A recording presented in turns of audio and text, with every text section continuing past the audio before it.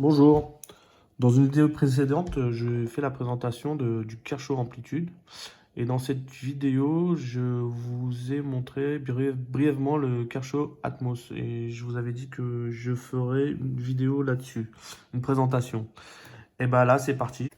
Donc voici le Kershaw Atmos dans sa boîte. Je l'ai remis dans sa boîte pour vous montrer un petit peu comment ça arrive. Ça arrive dans cette boîte-là.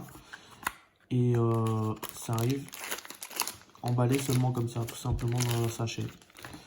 Comme dans le Kershaw Amplitude, on a un petit document qui est fourni, c'est exactement le même que dans l'autre boîte. Donc voilà, passons au couteau. Alors, que dire de ce couteau? Si ce n'est qu'il est petit, léger, esthétiquement joli, il me plaît bien. Alors, c'est une ouverture flipper avec une rétention extraordinaire. Alors, là, vous voyez, si je veux l'ouvrir, c'est assez difficile. Il y a une bonne rétention. Du coup, l'ouverture est flash. Il y a une super détente parce que vous voyez, ça s'ouvre d'un coup. Pas besoin de mettre un coup de poignet pour l'accompagner. Comme sur certains modèles, là vous avez juste hop, à presser et ça s'ouvre tout seul. Pourtant, il n'est pas assisté. Regardez, je le referme. Vous voyez, il n'est pas assisté du tout. Une fermeture assez souple. Alors, je ne l'ai pas ouvert, je ne sais pas s'il est sur roulement à billes, mais je pense pas. Sinon, la lame émouture quasi plate, concave. Vous voyez, moi j'aime bien cette forme de lame concave comme ça. Forme de la lame drop point, acier 8 CR très émové. Designer Dimitri Sienkiewicz. Donc Kershaw Atmos. Les cannelures pour un grip, mais bon, vous n'allez pas faire des folies avec, c'est pour couper des petites choses. C'est un couteau de poche EDC type Gentleman Folder ou moi je dis couteau citadin. J'appelle ça comme ça. C'est pour utiliser à la maison, en ville ou voilà, dans la poche de tous les jours, dans le jean. Justement, il est très petit, très léger. Dans le jean, vous l'oubliez facilement. Il fait 55 grammes. Hop, je vais vous le peser tout de suite. Comme ça, ça fait 55 grammes. Il est fait le manche est fait de plaquettes G10 et carbone, fibre de carbone. Il n'y a pas de platine en acier à l'intérieur, d'où son poids.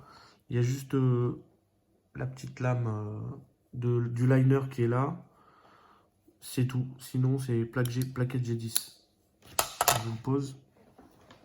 56 grammes, mais bon. Parfois 55, parfois 56. Ça dépend. Bon. Les données constructeurs, c'est 55 grammes. On va poursuivre avec les dimensions. Bon, je ne vais pas vous sortir la règle et tout. Je vais vous donner tout de suite les données constructeurs. C'est plus simple. Une lame de 7,6 cm, un manche de 10 cm, une largeur de 2,2 cm et une épaisseur de 2,5 mm. Donc pour un poids de 55 grammes. Sinon, moi ce qui m'intéresse beaucoup, c'est le clip. Bon, je fais un peu une fixette sur les clips. À chaque fois que je choisis mes couteaux, c'est un peu en fonction du clip de poche, quoi. Parce que je veux toujours essayer d'avoir au maximum, dans la mesure du possible, des pocket clips qui sont profonds, des deep pocket clips, réversibles droitier gaucher, parce que bon, vous avez dû l'entendre sur d'autres vidéos si vous les avez regardées. Je suis gaucher, donc j'ai besoin toujours d'inverser de déplacer le clip. Alors celui-là, il me plaît particulièrement parce que il est réversible, il est profond et en plus il est noir, donc il est super discret. Donc je vais vous faire une petite démonstration dans la poche de mon jean, habituellement quand je le mets. Hop, et voilà, donc ça donne ça. C'est pas mal, c'est discret, c'est noir, ça attire pas l'œil, donc c'est pas le but. Et c'est tout léger, ça prend pas de place dans la poche. On peut passer la main une fois que Le couteau est installé dans la poche. On peut y passer la main sans problème ou mettre le portable à côté, ça gêne pas. C'est pas comme certains couteaux qui sont un peu plus gros où bah, une fois qu'on l'a mis dans la poche, on a du mal à mettre la main. Sinon, le prix, je l'ai payé. Alors, je l'ai commandé sur Knife Center, c'est un site américain. Je pensais faire une bonne affaire et en fait, je me suis fait entre guillemets avoir parce que sur les sites français, il était à 38 € ou 39 €, je sais plus. Et sur Knife Center, je l'ai payé 33 $, donc c'est un peu moins de 30 €. J'ai payé 25 € de frais de port, mais bon, j'avais commandé 3 couteaux en totalité, donc ça faisait un frais de port pour 3 couteaux. J'en avais pour 95 $ en tout pour les 3 couteaux, plus le frais de port. Donc j'étais quand même gagnant, si j'achetais les 3 couteaux en France, j'étais quand même gagnant. Sauf que j'ai eu la mauvaise surprise d'avoir une facture de douane. Donc j'ai eu les frais de douane à payer d'un montant de 35 €. Donc l'un dans l'autre, franchement, et à la fin, j'étais pas gagnant, quoi. Ça revient au même que si j'avais commandé les 3 couteaux sur un site français. Mais bon, je pensais pas avoir les frais de douane, donc je pense que ça vaut pas le coup de commander aux États-Unis s'il n'y a pas une énorme différence de prix. Si c'est 10 $, 10 $, bon, 10, 20 $ avec les frais de port plus les frais de douane, vous êtes perdant, quoi. Vaut mieux commander sur les sites français. Donc maintenant, je fais vachement gaffe avant de commander aux États-Unis. Donc il y avait celui-là, il y avait le Kershaw Amplitude qui était avec, et il y a un SOG aussi que j'ai commandé. Je vais essayer de faire une vidéo sur le SOG que j'ai payé 19 $ ou 17 $, je sais plus. Donc voilà pour cette présentation. J'ai fait un petit test de coupe feuilles, pommes, saucisson, comme sur l'autre vidéo, juste pour voir un peu comment ça réagit. À tout de suite. Donc voilà, je suis allé chercher tout ce qu'il faut pour faire mes petits tests de coupe. Donc pour rappel, moi je vais pas en forêt, je fais pas de bâtonnage ou de choses comme ça. J'utilise vraiment en ville, hein, casse-croûte, machin, couper avec du carton, des choses comme ça. J'ai pas besoin d'acheter des lames super costauds, machin. C'est pas ce que je recherche. Allez, on va tester la feuille. Donc pour le Kershaw Amplitude, le résultat n'était pas terrible, hein, ça coupait pas terrible. Là, je pense que ça va être un petit peu mieux. Donc j'ai pas repris le tranchant, hein, c'est d'origine. Voilà.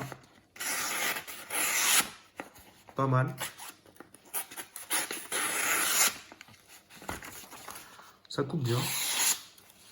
Voilà. Tranchant rasoir. Hein. Bon, je suis nul, donc je vais pas insister, j'arrête. Vous voyez que ça coupe bien. Ah. Bon, la dernière fois c'était du saucisson, maintenant c'est du chorizo. Moi ça me plaît, ça me sert plus à ça qu'autre chose, hein, pour vous dire la vérité. Et là la coupe est excellente, hein. J'ai pas besoin d'appuyer, je force pas, j'appuie pas. Vous voyez, j'appuie vraiment pas, j'accompagne le couteau mais sans appuyer. J'écrase pas le saucisson.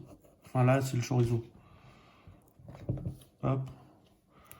On va se faire une pomme. Excellent, il est bon en plus.